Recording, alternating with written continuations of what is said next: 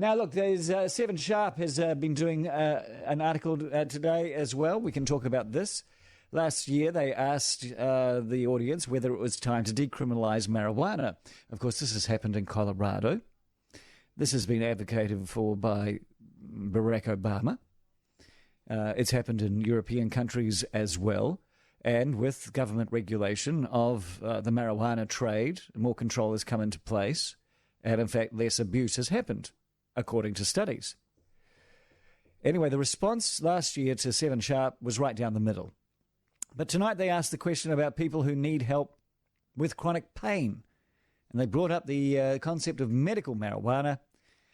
But they also asked, should those people be labelled criminals, the people who use marijuana in the treatment of chronic pain, should they be labelled criminals in the eyes of the law simply because they're sick?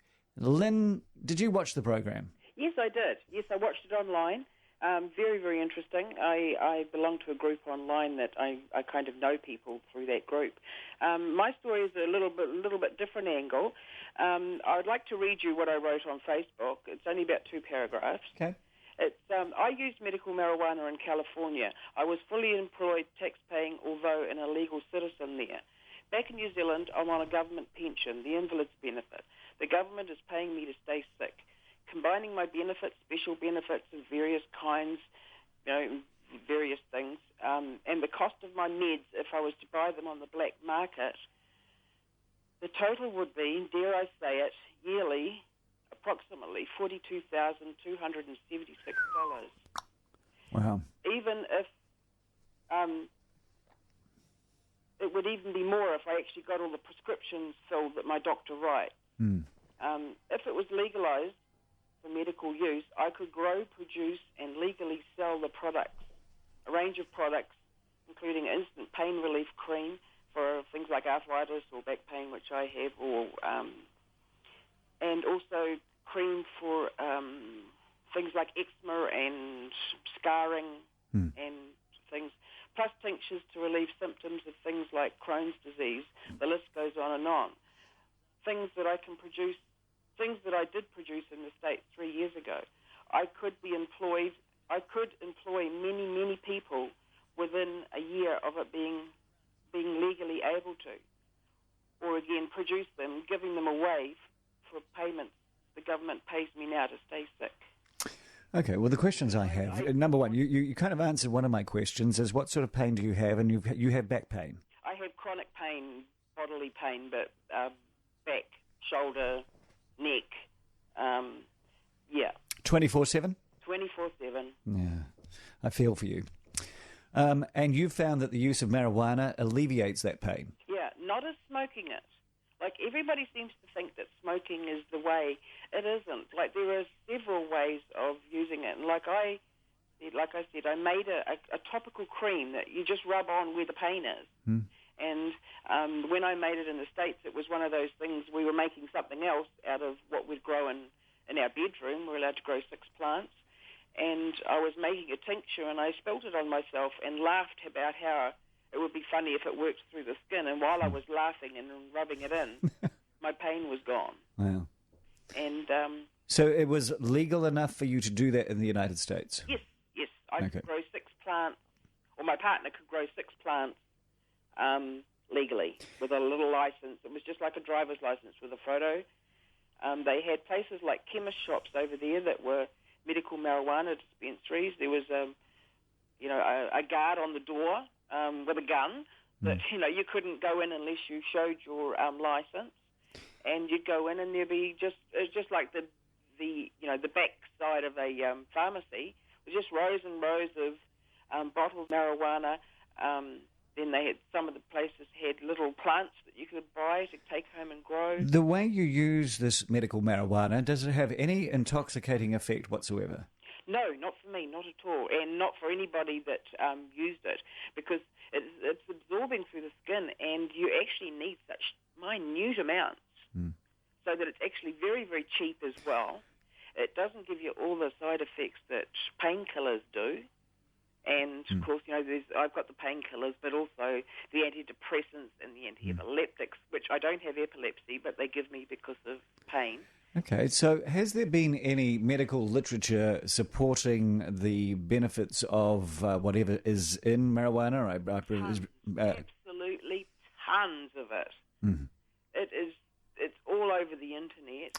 And So there is medical literature that shows use of marijuana in a non-intoxicating way can alleviate pain and have a positive medical and health benefit. yes, and also in the States they are using it on very, very small children.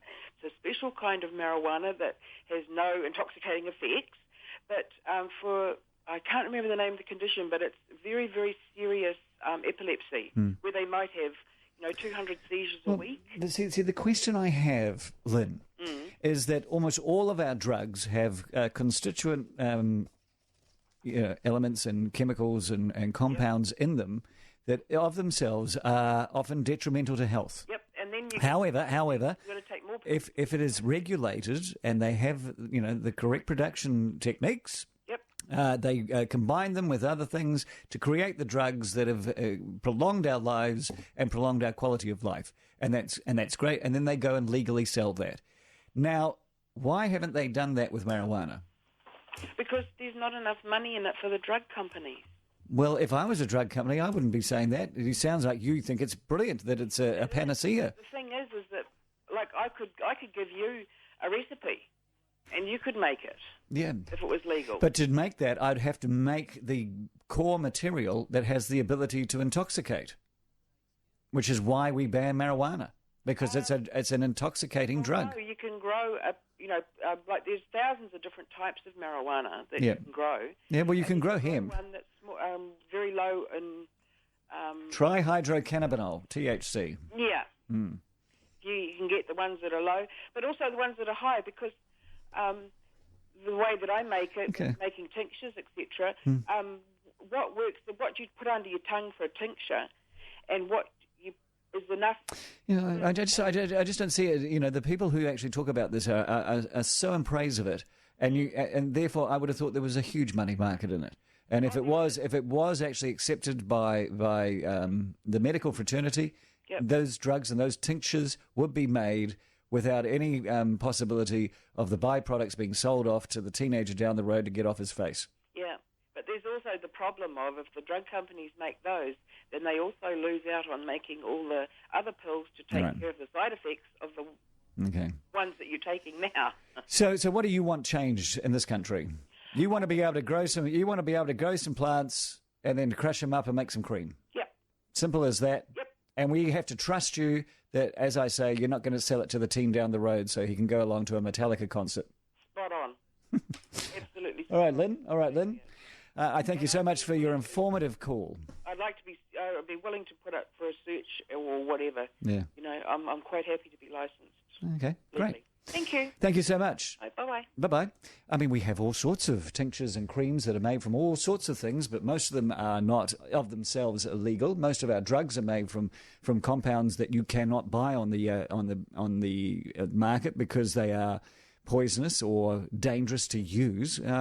It still beggars belief that if these tinctures are so good, why can't the production of them be legalized? That seems perfectly fine to me. However, I have a problem with Lynn being able to grow some plants in her backyard because there are people less trustworthy than Lynn who could take full advantage of them. So what do you think? 0800 80 1080 is the number to phone on News Talk ZB. Should we have medical marijuana?